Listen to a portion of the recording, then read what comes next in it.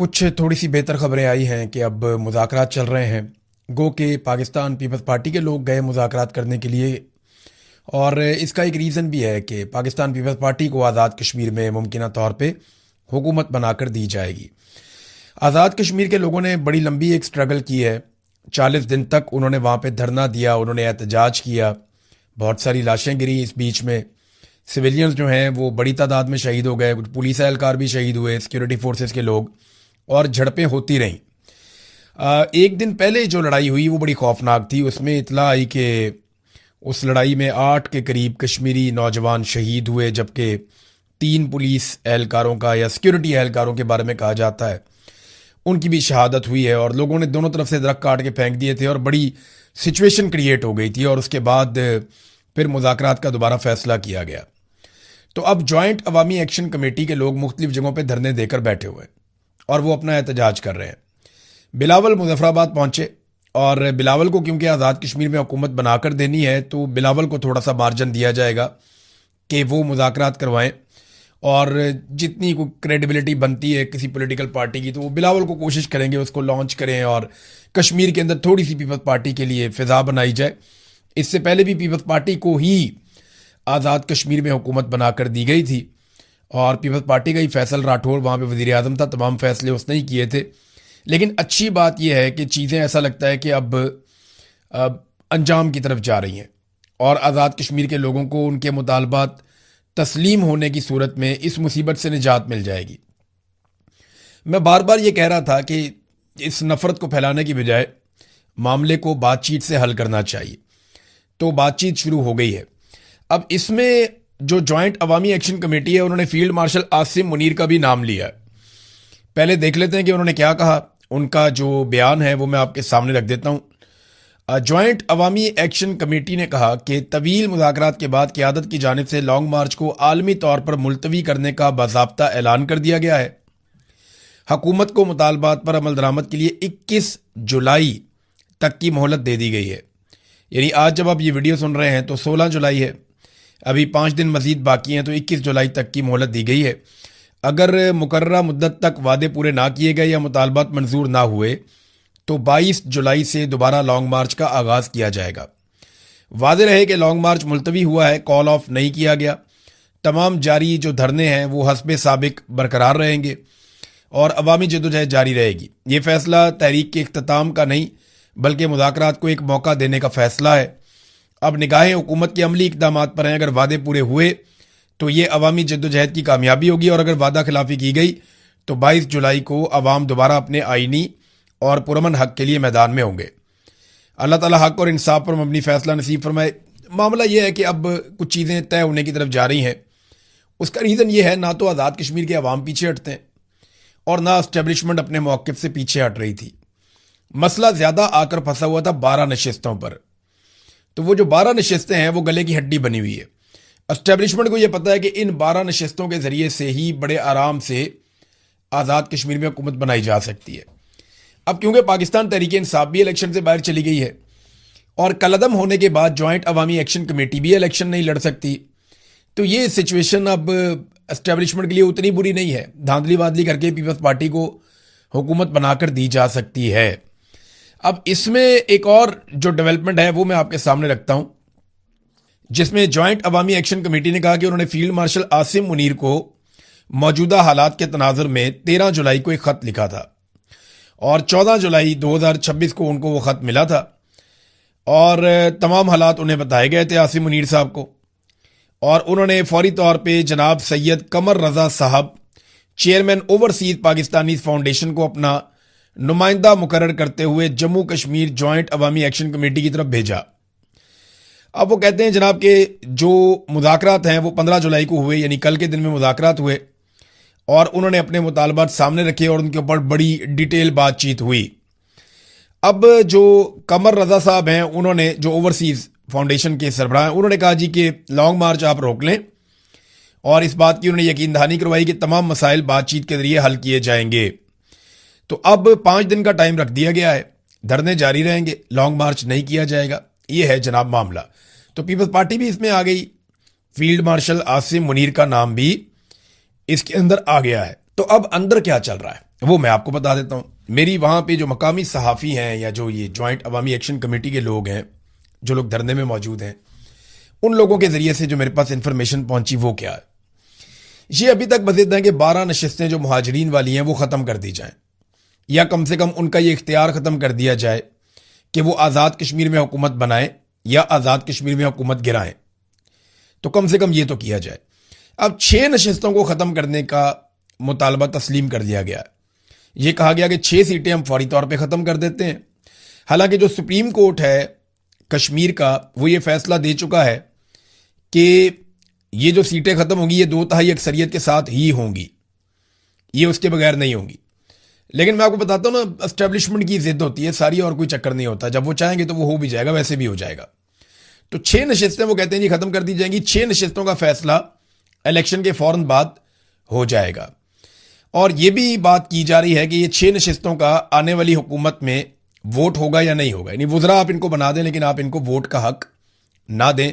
वज़ीर आज़म बनाने में या गिराने में आप इसको वोट का हक ना दें। अब यहाँ पे मामला फंसा हुआ है, बातचीत हो रही है, देखें नतीजा क्या निकलता है। एक और चीज़ जो बड़ी इंपॉर्टेंट है वो ये है कि कलदम का जो टैग लग गया जॉइंट अवामी एक्शन कमेटी के ऊपर, वो टैग ख़त्म किया जाए। जो लोग गिरफ्तार हुए हैं उनको फौरी तौर पर रिहा किया जाए, और जो संगीन नौयत के मुकदमात बनाए गए हैं जॉइंट अवामी एक्शन कमेटी के लोगों पर, वो मुकदमात भी ख़त्म करवाए जाएं। तो अगर ये चीज़ें हो जाती हैं तो मामला हल हो जाएगा। मामला बातचीत से ही हल होना चाहिए। आप जितनी मर्जी लड़ाई करें, अपनी आवाम से लड़ना कोई दानिशमंदी नहीं होती। बातचीत करें, मामले को हल करें, लोगों को उनके घरों में भेजें, कारोबार ज़िंदगी जो है मामूल के मुताबिक लाएं। अब जॉइंट अवामी एक्शन कमेटी की एक रिस्पॉन्सिबिलिटी है मेरी नज़र में। मुझे नहीं लगता कि मुझे आइडिया नहीं है कि वो क्या करेंगे इसके बारे में, लेकिन मेरी नज़र में उन्हें एक डिमांड रखनी चाहिए कि इलेक्शन को थोड़ा सा डिले करें, थोड़ा सा इलेक्शन को आगे ले जाएं, और वो अपनी जमात को बाकायदा एक पॉलिटिकल पार्टी के तौर पे इन इंतखाबात में उतारें। जितनी जॉइंट अवामी एक्शन कमेटी की इस वक्त मकबूलियत है, जितने वो ताकतवर हैं आज़ाद कश्मीर में, उन्हें शिकस्त देना बाकी पॉलिटिकल पार्टीज के लिए शायद मुमकिन नहीं होगा। तो बजाय इसके कि बाकियों की मिन्नतें करते रहें, उनके तरले करते रहें, बार बार सड़कों पर आकर बैठते रहें, मुतालबात करते रहें, टाइम ज़ाया करते रहें अपना भी लोगों का भी, इससे बहुत बेहतर है कि ये जो जॉइंट अवामी एक्शन कमेटी के लोग हैं आम कश्मीरी, वो इलेक्शन लड़ लें, और वहां तो पैसा भी नहीं लगेगा। आम कश्मीरी इलेक्शन लड़ें, पॉलिटिकल पार्टियों को शिकस्त दें, अपनी हुकूमत बनाएं, और अपनी हुकूमत बनाने के बाद आज़ाद कश्मीर के वो तमाम फैसले जो वो करवाना चाहते हैं वो खुद करें। मेरे ख्याल में ये होना चाहिए। 2 महीने का टाइम मांग लिया इलेक्शन में, कोई बात नहीं, इलेक्शन थोड़ा आगे चला गया, पहले भी इलेक्शन आगे जाते रहे हैं, तो अगर इलेक्शन 2 महीने 3 महीने आगे भी चला जाएगा कोई फर्क नहीं पड़ेगा। अपनी जमात को लेकर आए इलेक्शन के, और अगर उनके लोगों ने कागजात नामजदगी जमा करवाए हुए हैं ऑलरेडी जॉइंट अवामी एक्शन कमेटी ने, तो फिर वो इलेक्शन लड़ भी सकते हैं, और वो इलेक्शन लड़ें, फिर भी लड़ें, लेकिन इलेक्शन जरूर लड़ें और मैदान को खाली ना छोड़ें। जॉइंट अवामी एक्शन कमेटी अगर अवाम की आवाज़ उठा रही है तो उसका सबसे बेहतरीन तरीका यह है कि वो अपने आप को पार्लियामेंट के अंदर लेकर जाए और वहां बैठकर अवाम की आवाज़ उठाए, चाहे वो अपोजिशन में हो चाहे वो हुकूमत में हो। तो ये मेरी गुजारिश है जॉइंट अवामी एक्शन कमेटी से। बहरहाल वो अपना फैसला खुद ही करेंगे। नादरीन, फजलुर रहमान साहब जो हैं वो एक इनकलाबी रहनुमा के तौर पे सामने आ रहे हैं या आना चाहते हैं। हकीकत क्या है ये तो अल्लाह रब्बुल इज़्ज़त ही जानता है, दिलों की बात तो हम नहीं कर सकते, लेकिन ट्रैक रिकॉर्ड हम जानते हैं। फजलुर रहमान साहब जिस वक्त रिजीम चेंज ऑपरेशन के सबसे बड़े आलाकार बने हुए थे, जब फजलुर रहमान साहब जर्नैलों के कहने के ऊपर इमरान खान साहब की सरकार को गिरा रहे थे और एक जाली हुकूमत जो इंपोर्टेड सरकार है उसको लाकर मुसल्लत कर रहे थे, जिसमें अमेरिका का आशीर्वाद भी हासिल था इनको, तो उस वक्त भी फजलुर रहमान साहब एंटी एस्टेब्लिशमेंट बातें करते थे। उस वक्त भी फजलुर रहमान साहब ऐसी तकारीर किया करते थे जिससे ऐसा लगता था कि शायद फजलुर रहमान साहब इनकलाबी हैं, ताकि अवामी तायीद या अवामी हमायत उनके साथ रहे। तो अब हम नहीं जानते कि फजलुर रहमान साहब वाकई इनकलाबी हो गए हैं या एक नया खेल खेला जा रहा है। देखिए, इस तरह का स्टेटमेंट अगर इमरान खान दे देते या पाकिस्तान तहरीक इंसाफ का कोई और बंदा दे देता या कोई और ऐसी जमात जो वाकई में एंटी एस्टेब्लिशमेंट है वो ऐसा स्टेटमेंट देती, तो अब तक बेशुमार कार्रवाइयां हो जाती। लेकिन फजलुर रहमान और उनके लोग डटे हुए हैं। फजलुर रहमान साहब का एक नया स्टेटमेंट भी मंजर आम पे आया है और इसमें उन्होंने कहा जी पार्लियामेंट एस्टेब्लिशमेंट के घर की लौंडी है जिसकी अहमियत खत्म हो चुकी है। ऐवान नहीं, अब इस मैदान की हैसियत है, इसलिए ऐवान में हमारी 5 सीटें हों या 10 हों, इसकी परवाह किए बगैर जाली पार्लियामेंट को जूते की नोक पे रखते हैं। फजलुर रहमान साहब, ये पार्लियामेंट आज जाली नहीं हुई, ये पार्लियामेंट पहले दिन से जाली है। पहले दिन इनको फॉर्म 47 जारी किया गया था। आपकी अपनी सीट फॉर्म 47 पे है, नूर आलम खान जो आपका एमएनए है उसकी सीट फॉर्म 47 पे है, और आपकी पार्टी को बहुत सारी चीजें फॉर्म 47 के मुताबिक मिली हैं। आपने सेनेट की सीट लेने के लिए फॉर्म 47 वाली गेम डाली, वहां पे भी आपने जालसाजी की, और पाकिस्तान तहरीक इंसाफ की मखसूस नशिस्तें माले गनीमत के तौर पे आपने अपने पास रख ली। उस वक्त आपको जमहूरियत याद नहीं आई, जिस वक्त आप जर्नैलों के साथ मिलकर रजीम चेंज ऑपरेशन कर रहे थे, यानी जनरल बाजवा के साथ बैठकर आप इमरान खान की हुकूमत गिराएं तो वो जमहूरियत है। लेकिन आज आपके खिलाफ कोई बात करे तो वो जमहूरियत नहीं है। ये सारी कहानी है। मुझे लगता है कि एस्टेब्लिशमेंट फजलुर रहमान साहब को शायद लॉन्च कर रही है, मुझे ऐसा लगता है। ये गालम गलोच एक दूसरे के साथ करेंगे। हो सकता है फजलुर रहमान साहब के बंदों पे थोड़ी बहुत सख्ती की जाए, फजलुर रहमान साहब को 4 दिन हो सकता है जेल में भी भेजा जाए, या हो सकता है कोई मुकदमात बनाए जाए, थोड़ा सा माहौल बनाया जाए, और इस माहौल के नतीजे में फजलुर रहमान साहब की खैबर पख्तूनख्वा में मकबूलियत ऊपर आ जाए, और फिर अगले इलेक्शन में फजलुर रहमान साहब को फायदा दिया जाए। यह भी मुमकिन है, क्योंकि देखिए अगर इमरान खान साहब की अगर मकबूलियत को इस वक्त कम करने की कोशिश करनी वो तो हो नहीं सकती, तो उनके मुकाबले में किसी और को अगर मकबूल बनाना है तो उसको एंटी एस्टेब्लिशमेंट बनाना पड़ेगा। तो एस्टेब्लिशमेंट ने जहां इतने सारे कड़वे घूंट पिए हैं, वहां ये एक और कड़वा घूंट भी पी ले। यानी जर्नैलों से खुफिया मुलाकातें इन्होंने की, जुल्म के ऊपर इन्होंने खामोशी इख्तियार की, रजीम चेंज ऑपरेशन के मरकजी किरदार के तौर पर काम किया, मखसूस नशस्तें इन्होंने कबूल की, आईनी तरमीम के अंदर इन्होंने बार बार सहूलतकारी की, फॉर्म 47 इन्होंने कबूल किए, और अब भी इक्तदार में हिस्से की लड़ाई है। जब इक्तदार में हिस्सा मिल गया तो फजलुर रहमान साहब खुश रहेंगे हमेशा, क्योंकि उनकी असूली से ज्यादा वसूली की सियासत होती है, ये हम हमेशा देखते रहे। जावेद हाशमी साहब ने भी एक इंकशाफ किया, उन्होंने कहा जी फजलुर रहमान साहब से मेरी जब बात हुई थी तो उन्होंने क्या कहा था, ये जरा जावेद हाशमी साहब का जो स्टेटमेंट है वो भी आप देख लें। उन्होंने कहा मेरी जब फजलुर रहमान से बातचीत हुई थी कुछ अर्सा पहले, तो अभी उन्होंने तकरीर की है, उनकी जमात ने उनके मौक़िफ़ की तायीद की है। फजलुर रहमान से मेरा कोई ताल्लुक नहीं है, उनके वालिद से मेरा एक ताल्लुक था, कुरान सुनता रहा मैं उनके कदमों में बैठ के। तो मौलाना साहब ने बात तो सच की है, लेकिन परवीन शाकर का एक शेर याद आता है कि बात तो सच है मगर बात है रुसवाई की। कुछ अर्सा पहले मेरी मौलाना साहब से मुलाकात हुई थी। मौलाना साहब ने मुझे बताया कि इलेक्शन से 15 महीने पहले, यानी 1.25 साल पहले, पाकिस्तान के मालिकों ने उनसे रब्ता किया था और इलेक्शन के नतायज का फैसला 15 महीने पहले कर लिया गया था। उस वक्त फजलुर रहमान साहब नहीं बोले। जब पाकिस्तान के मालिक या जर्नैल फजलुर रहमान साहब से रब्ता करके इलेक्शन से 15 महीने पहले ये बता रहे थे कि जनाब इलेक्शन के ये नतायज आने हैं, उस वक्त नहीं इन्होंने पोल खोला कि जनाब इलेक्शन तो पहले से ही रिग हो गया। लेकिन जावेद हाशमी साहब को वो ये बता रहे हैं बाद में। फिर फजलुर रहमान साहब की क्योंकि 15 सीटें बताई गई थी, वो 5 निकली बाद में, तो उनको बड़ा प्रॉब्लम हो गया उसके साथ। फिर उन्होंने एक और बात की फजलुर रहमान साहब ने और महमूद अचकज़ई साहब ने बताई कि 50 अरब रुपए में असेंबली की नशिस्तें फरोख्त की गई हैं। तो इस तरीके से अगर 2 नंबरी हो रही है जो जावेद हाशमी साहब ने भी अब बेनकाब की है, तो अगर यही इलेक्शन करवाने हैं तो आज़ाद कश्मीर में भी ना करवाएं, आपस में ही फैसला कर लें कि जिसको बिठाना है जिसको नहीं बिठाना। फजलुर रहमान साहब ने हमेशा यहूदी का कार्ड खेला, मजहब का कार्ड खेला अपने मुखालिफिन के खिलाफ। खासतौर पर इमरान खान को हमेशा यहूदी का एजेंट कहा फजलुर रहमान साहब ने। और यहां फजलुर रहमान साहब को उसी सूरत का सामना करना पड़ा जब मुस्लिम लीग नून के रहनुमा रजा हयात हराज ने यह स्टेटमेंट दिया कि फजलुर रहमान ने रॉ और मूसाद के एजेंडे को आगे बढ़ाया है। यानी जो इल्जामात फजलुर रहमान साहब दूसरों पे लगाते थे आज उनके अपने ऊपर लग रहे हैं। लेकिन कोई फिक्र की बात नहीं है, फजलुर रहमान साहब इन मामलात से बड़े आराम से निकल जाएंगे। और जिन लोगों को लग रहा है कि कोई मुश्किल है, नहीं, ये फजलुर रहमान साहब थोड़े से हीरो बनेंगे और थोड़ी सी कोशिश करेंगे, ऐसा लगेगा जैसे इनकलाबी हो गए हैं। लेकिन आप खातिर जमा रखिए, फजलुर रहमान साहब खुद एस्टेब्लिशमेंट हैं, वो खुद एलीट क्लास हैं और वो खुद स्टेटस को हैं। वो स्टेटस को के बगैर नहीं रह सकते, वो हमेशा से स्टेटस को का हिस्सा रहे हैं, वो आइंदा भी स्टेटस को का हिस्सा रहेंगे। फजलुर रहमान साहब कभी कोई ऐसी इनकलाबी तहरीक का हिस्सा नहीं बनेंगे जिसमें पाकिस्तान की मिलिट्री एस्टेब्लिशमेंट और वो हमेशा के लिए आमने सामने आ जाएं, ऐसा नहीं होगा। नाज़रीन, बलूचिस्तान की सूरत में आपको बता रहा हूं, फजलुर रहमान साहब के एक जुमले पे सबको बहुत गुस्सा है कि वो शोहदा की बात फजलुर रहमान ने की। लेकिन क्या फजलुर रहमान के उस जुमले ने शोहदा की ज्यादा तजलील की है, या जो शोहदा की लाशें इस वक्त 1 हफ्ते से बलूचिस्तान में सड़क पे पड़ी हुई हैं, वो ज्यादा तौहीन हुई है लाशों की। मुझे बताएं ना, शोहदा की बड़ी तौहीन कहां पे हुई?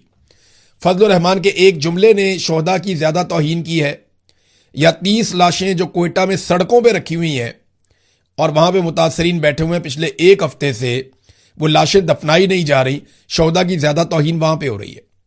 पहाड़ पे लाशें पड़ी हुई थी, उठाने के लिए कोई नहीं जा रहा था। वो शोहदा की तौहीन नहीं हो रही थी कि शोहदा की लाशें पहाड़ पे पड़ी हुई हैं, उठाने कोई नहीं जा रहा। फिर लोगों ने किराया करके वहां से ट्रक और पिकअप्स ये हासिल की, मजदूरों को लेकर गए, वहां से लाशें उठाकर अपनी मदद आपके तहत लेकर आए। वो शोहदा की तौहीन नहीं थी? तो बलूचिस्तान के शोहदा के बारे में कोई बात क्यों नहीं करता? जो लोग रोजाना प्राइम टाइम के अंदर कई कई प्रोग्राम कर रहे हैं फजलुर रहमान साहब के बारे में कि उन्होंने एक जुमला बोल दिया, वो लोग बलूचिस्तान में पड़ी हुई लाशों पे बात क्यों नहीं कर रहे? फजलुर रहमान को बाद में हीरो बना लेना भाई। वो जो कौम के हीरो जिनको दफन होना है, उनकी पहले बात कर लो थोड़ी सी कि उनकी लाशें पड़ी हुई हैं सड़कों के ऊपर, उनके बारे में बात ही कोई नहीं करता और बात करने को तैयार भी कोई नहीं है। अब ये बीबीसी की खबर के मुताबिक बलूचिस्तान हरनाई से 4 सिक्योरिटी एहलकारों की मजीद लाशें बरामद हो गई। लगता है लाशें उठाएंगे हम बलूचिस्तान में। कितनी तकलीफ दे बात है। ये 4 सिक्योरिटी एहलकार हैं जिनकी लाशें मजीद बरामद हो गई हैं और उनकी पहचान भी हो गई है। ये हरनाई का इलाका है, ये वही इलाका है, वहीं से करीब से ही मजीद लाशें बरामद हुई हैं। सीनियर एहलकार ने बताया कि चारों अफराद की लाशों को बरामदगी के बाद अस्पताल मुंतकिल किया गया जहां उनकी शनाख्त हो गई है। और इनके बारे में बताया जा रहा है कि जुबैर अहमद और इनके दोस्त खलील अहमद को नामालूम अफराद ने 21 जून को कोयटा, जबकि रिटायर हवलदार मोहम्मद सादिक को 5 जुलाई को ज़ियारत और पुलिस के सिपाही फरीद अहमद को 5 या 6 जुलाई को ज़िला ज़ियारत के इलाके मांगी से अगवा किया था। और यह भी बताया गया कि इन अफराद को नामालूम मुसल्ला अफराद ने चंद रोज़ कबल हलाक करने के बाद उनकी लाशें ज़िला कोयटा से मुतसल हरनाई के इलाके शौबान में फेंक दी थीं और यहीं पे पुलिस वालों को भी शहीद किया गया था, यहाँ करीब ही। अब आप अंदाज़ा करें कि यहाँ पे पहले भी पुलिस वाले मारे गए, 4 लाशें यहाँ से मजीद मिल गई। ये कितनी अफसोसनाक सूरत हाल है। यानी कोई पूछने वाला नहीं है। जब दिल करता है सिक्योरिटी फोर्सेस के लोगों को उठा लेते हैं, उठाकर कत्ल कर देते हैं। कौन रोकेगा इन दहशतगर्दों को? क्या लश्कर रोकेंगे? या जो स्मगलर्स हैं, या जो मनशियात का कारोबार करते हैं, या जो जराइम पेशा अफराद हैं, उनके जो लश्कर बनाए जाएंगे, वो लश्कर रोकेंगे इन दहशतगर्दों को? वो कल को खुद दहशतगर्दों के साथ मिल जाएंगे और एक नई मुसीबत आपके गले पड़ जाएगी। ये मजीद 4 लाशें बरामद हुई हैं और इनके ऊपर बीबीसी ने ये पूरी एक खबर भी लिखी है। और इससे पहले जो लोग बाजियाब हुए थे ना, जिनको छोड़ दिया था दहशतगर्दों ने, वो पैसे देकर आए थे। उनको भी कोई सिक्योरिटी फोर्सेस नहीं लेकर आई थी। कुछ लोग पैसे देकर आए हैं, कुछ लोग गारंटीज देकर आए हैं कि आइंदा हम सिक्योरिटी फोर्सेस के लिए काम नहीं करेंगे। ये क्या चल रहा है बलूचिस्तान में? और बात करते हैं सिर्फ खैबर पख्तूनख्वा की। बलूचिस्तान की बात ही कोई नहीं करता, उसके बारे में जबान कोई नहीं खोलता। खबरें चला देते हैं कि हम कामयाब ऑपरेशन कर रहे हैं। तो ये किस किस्म के कामयाब ऑपरेशन है जिनके नतीजे में हमारे अपने फोर्सेस के लोग शहीद होते चले जा रहे हैं? नादरीन, फवाद चौधरी साहब ने थोड़े दिन पहले मुलाकात की थी कोट लखपत जेल के अंदर, और उन्होंने मुलाकात की थी कोट लखपत जेल के जो रहनुमा मौजूद हैं वहां पे उनसे, और बाहर आकर उन्होंने जो बातें की, उन बातों की तरदीद कोट लखपत जेल के अंदर से आ गई। ये जनाब पीटीआई रहनुमाओं ने वकील राणा मुदस्सर उमर के जरिए कोट लखपत जेल से बयान जारी किया। बयान में आपको एज इट इज पढ़ के सुना देता हूं। फवाद चौधरी और दीगर से कोट लखपत जेल में होने वाली मुलाकात का जो तासुर दिया वो दुरुस्त नहीं है। फवाद चौधरी का बयान मुकम्मल हकायक के मुनाफी है। हमें अपनी पार्टी की आदत पर मुकम्मल एतमाद है और पार्टी पॉलिसी के साथ हैं। शाह महमूद कुरैशी, महमूद रशीद, एजाज चौधरी समेत दीगर ने बयान जारी किया है कि जो फवाद चौधरी ने कहा बाहर आकर हमसे मुलाकात करने के बाद, वो बात गलत है। असल बात हम बताते हैं, हम तो अपनी पार्टी के साथ खड़े हैं। अब पाकिस्तान तहरीक इंसाफ के मुज़ाकरात का क्या बना? देखें, वो भी तो मुज़ाकरात की बातचीत चल रही थी ना, कि मुज़ाकरात हो रहे हैं, कोई बातचीत हो रही है। तो उसमें पीटीआई का एक इजलास हुआ, उसमें एक अंदरूनी कहानी आई है और उसमें यह पता चला है कि जो बैकडोर चैनल राब्ते या मुज़ाकरात या कोई भी चीज़ अगर क्लेम की जा रही थी कि हो रही है, तो पीटीआई की क़यादत ने बताया जी ऐसा कुछ भी नहीं हो रहा, हमारी किसी से किसी किस्म का कोई मुस्बत इशारा नहीं मिला, हमारी कोई बातचीत इस वक्त नहीं चल रही और एहतजाजी हिकमत अमली पर अब गौर किया जाएगा। फैसला किया गया है कि आइंदा लायामल सियासी कमेटी में भी ज़ेर गौर आएगा। जबकि 5 अगस्त के बाद एहतजाजी तहरीक शुरू करने की तजवीज़ पर इत्तफाक किया गया। देखिए, तो 5 अगस्त का ऐसा दिन था कि इससे पहले अगर ये 1.5-2 महीने तैयारी करते तो 5 अगस्त से एक बड़ी तहरीक शुरू कर सकते थे, क्योंकि उस दिन इमरान खान साहब को 3 साल मुकम्मल हो रहे हैं कैद तन्हाई में जेल में पड़े हुए। लेकिन और 3 साल से लोगों ने उन्हें देखा भी नहीं, उनकी तस्वीर नहीं आने दी, उनकी ऑडियो नहीं आने दी। और ये पाकिस्तान की तारीख में पहली मर्तबा किसी लीडर के साथ हुआ है कि ना लोगों ने उसको देखा, ना लोगों ने उसको सुना, लेकिन लोग आज भी बड़े पैमाने पर अपने उसी लीडर को फॉलो करते हैं। तो 5 अगस्त भी इन्होंने गुजार दी, इसके बाद जो अगला टर्न्योवर वो भी ये गुजार देंगे। टाइम तो गुजारने में मास्टर है, पॉलिटिकल पार्टीज हैं। लेकिन अलीमा खानम एक जिद्दोजहद कर रही हैं, देखते हैं कि उनकी जिद्दोजहद कहां तक पहुंचती है।